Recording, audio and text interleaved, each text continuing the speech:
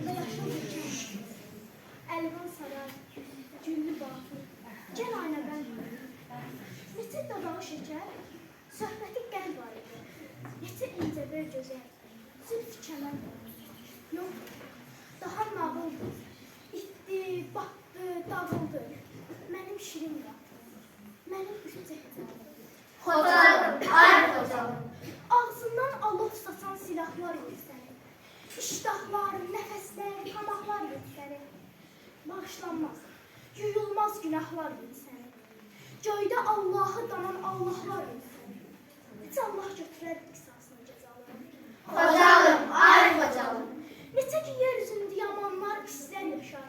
İçi dolu qurd olan nankor həbslər yaşar. Dumanlı beyinlərdə dumanlı hisslər yaşar. Neçə ki bu şeytanlar, cinlər, iblislər yaşar. Gərək hər gün yağılardan öcəlir. Xocalım, ay xocalım. Sənə yas verənlərə yas dalınca yas gərək. İgidlərin öyməli, oğulların xas gərək. Dəmirdən geyim gərək, poladdan libas gərək. Ölüdə ölüm gərək, qisasa qisas gərək. Bugün sənin ötəri qala yoxdur, gürz aldım. Xocalım, ay xocalım. Yer bəyər eləmişəm sevincimi, dərdimi. Bir-birindən seçmişəm mərdimi, namərdimi. Düşmənlərdən qurtarmışam. Tanrının qırmancına çevirmişəm. Dalğalanır Qarabağda Azərbaycan bayrağı. Xocalım, ay xocalım. Göynədikcə sinəm qurudu dilim. Sıxıldım, sıxıldım, əyildi belim. Amanım, zamanım, mədarım, neyniyim? Səslədim, balam gəlmədi.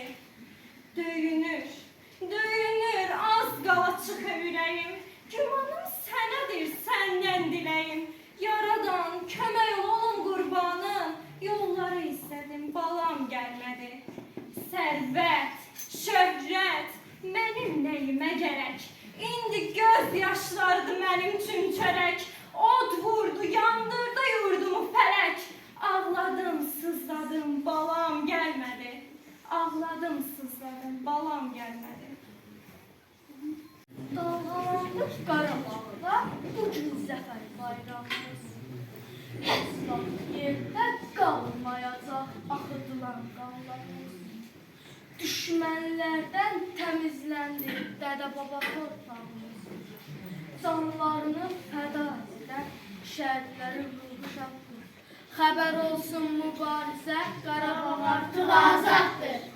Məhv elədi düşməni, dastan yazdı şanlı oldu. Xocalıda öldürülən hər can üçün hesab sordu. Baxın, görün, 30 ildə neçə oğul şəhid oldu. Cənnətdədir onlar bugün, şəhidlik ən uca addır.